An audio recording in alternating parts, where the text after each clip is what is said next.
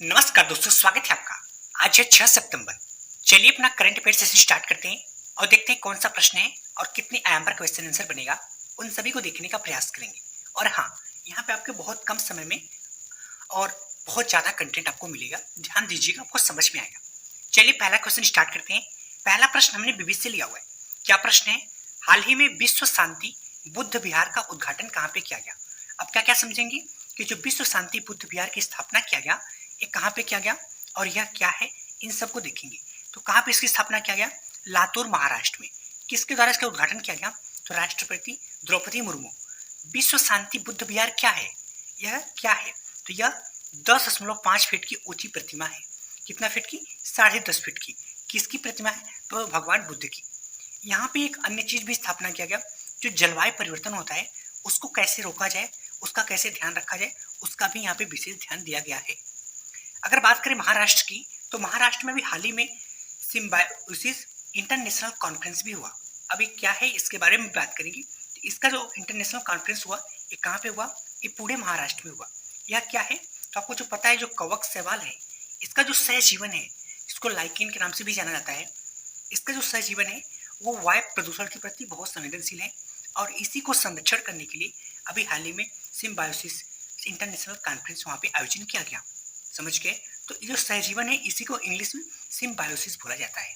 चलते हैं next topic पे। नेक्स्ट टॉपिक योजना एवं परियोजना से है। हाल ही में वृंदावन ग्राम योजना कहाँ पे शुरुआत किया गया और ये जो वृंदावन ग्राम योजना है, यह क्या है? इसका शुरुआत मध्य प्रदेश के मुख्यमंत्री मोहन यादव के द्वारा किया गया। तो मध्य प्रदेश में किया जाएगा। अब बात करें कि वृंदावन ग्राम योजना क्या है। देखो, वैसे जब भी वृंदावन आएगा तो आप लोग इसको मथुरा से जोड़ोगे और आप मथुरा इसको यूपी में जोड़ोगे, तो इसका विशेष का ध्यान दीजिएगा। ये यूपी में नहीं, ये मध्य प्रदेश में है। यह क्या है? तो जैसा कि नाम से समझ में आ रहा है, वृंदावन ग्राम योजना। तो वृंदावन में गाय से संबंधित गौशाला, आपको पता है कि मथुरा में श्री कृष्ण कितने गायों को पालती थी, तो उसी के आधार पर इसको नाम रखा गया है कि मुख्यमंत्री मोहन यादव द्वारा यह बोला गया कि मध्य प्रदेश के ऐसे गांव जहां पे गौशाला खोली जाएगी, उस गांव को वृंदावन ग्राम कहा जाएगा। समझ गए? इसके साथ वहां पे एक चीज और शुरुआत किया गया, जिसका नाम रखा गया गीता भवन परियोजना। गीता भवन परियोजना, इसमें भी नाम से ही समझ में आ रहा है कि जहां पे इसका उद्देश्य है कि भगवत गीता के ज्ञान को फैलाना। तो इसी की वजह से प्रत्येक शहरी निवास में एक गीता भवन परियोजना को खोला जाएगा। समझ गए? चलते हैं नेक्स्ट टॉपिक पे। नेक्स्ट टॉपिक स्वास्थ्य से। हाल ही में डेंगू को महामारी रोग किसने घोषित किया? देखो, डेंगू अभी हाल ही में सबसे ज्यादा कहाँ पे फैल रहा था? वो था कर्नाटक। तो कर्नाटक के द्वारा इसको महामारी घोषित किया गया। अब महामारी क्यों घोषित किया गया? तो किसी को उसी को रोकने के लिए, तो डेंगू को फैलने को रोकने के लिए ही इसको महामारी घोषित किया गया। अब कैसे रोकेगा? तो जिसकी वजह से हो रहा है, जो रुके हुए पानी है उनको साफ किया जाए। इसका मेन फोकस था स्वच्छता, जिससे डेंगू को फैलने से रोका जा सके। अब डेंगू की बात करें तो डेंगू किस वायरस से होता है? उस वायरस का नाम है फ्लेवी वायरस। इसका जो वाहक है वह एडीजी इजिप्टाई। इसमें प्रमुख लक्षण क्या हो जाता है? तो प्लेटलेट्स में कमी होती है। अब आपको पता है कि प्लेटलेट्स की कमी की वजह से सबसे ज्यादा प्रभाव क्या पड़ता है? जो रक्त का थक्का जमता है, वो थक्का नहीं जमेगा। अगर बाई चांस आपको बॉडी में कहीं भी खरोच या कुछ ब्लड निकलने लगता है तो रुक नहीं पाएगा, थक्का नहीं जम पाएगा। चलते हैं नेक्स्ट टॉपिक पे। नेक्स्ट टॉपिक हमने सैन्य अभ्यास से लिया हुआ है। अब देखेंगे कौन सा सैन्य अभ्यास हुआ, किन के बीच हुआ, ये किस प्रकार का सैन्य अभ्यास है, इसमें कौन शामिल हुआ, इन सभी को देखेंगे। हाल ही में वरुण संयुक्त सैन्य अभ्यास किन के बीच में हुआ? तो वह इंडिया और फ्रांस के बीच में। और इंडिया फ्रांस के बीच में यह अभ्यास कहाँ पे किया गया? ये भूमध्य सागर में किया गया। इसका मतलब नाम से समझ में आ रहा है कि यह नौसैनिक अभ्यास है। किस प्रकार का अभ्यास है? ये नौसैनिक अभ्यास है। इस बार का जो क्रम था वो 22वें क्रम का है, क्योंकि इसका जो शुरुआत था वो 1993 में हुआ था। अब बात करें कि इंडिया की तरफ से इसमें कौन शामिल हुआ और फ्रांस की तरफ से। तो इंडिया की तरफ से इसमें कौन शामिल हुआ? INS Tanwar, Indian naval Tanwar और P-81 विमान शामिल हुआ।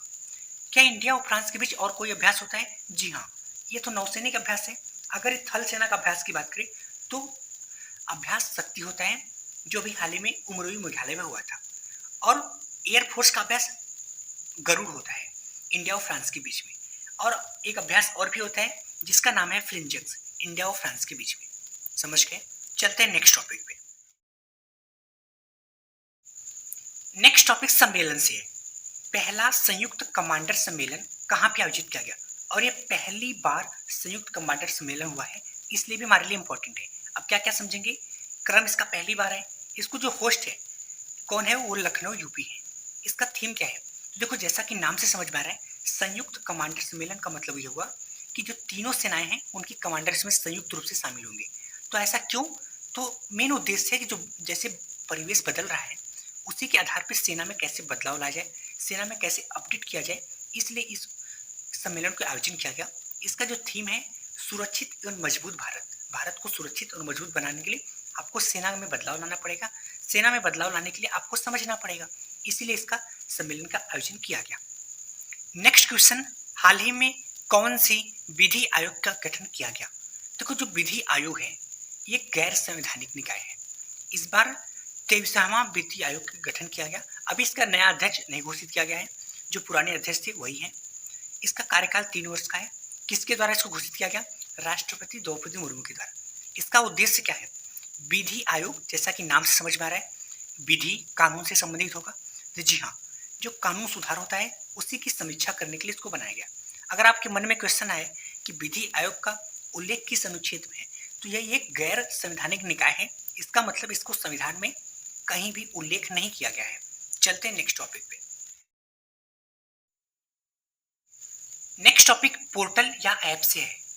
कौन सा क्वेश्चन है, हाल ही में नोटरी पोर्टल किसने लॉन्च किया, और ये जो नोटरी पोर्टल है यह पोर्टल क्या है, इसके जो लाभार्थी हैं वो कौन है। तो नोटरी पोर्टल अर्जुन राम मेघवाल के द्वारा शुरुआत किया गया, जो कि वर्तमान में कानून मंत्री है। जब कानून मंत्री होंगे इसका मतलब है कानून से संबंधित होगा। तो किस मंत्रालय से संबंध है, इसका जो संबंध है विधि एवं न्याय मंत्रालय से संबंध है। अब बात करें कि यह नोटरी पोर्टल क्या काम करेगा, तो आपको पता है कि पहले कागज पूर्जा का काफी ज्यादा प्रयोग होता था और कैश का बहुत ज्यादा प्रयोग होता था। उसी को डिजिटल बनाने के लिए, कागज रहित बनाने के लिए, और जो कैश है उसको कैशलेस बनाने के लिए इसको शुरुआत किया गया। तो इसका मतलब इसका उद्देश्य क्या है, इसका उद्देश्य कागज रहित इन कैशलेस नोटरी व्यवस्था लागू किया जाएगा। इसके प्रथम लाभार्थी कौन है, इसके प्रथम लाभार्थी हैं श्री भूराराम, जो कि बीकानेर राजस्थान के हैं।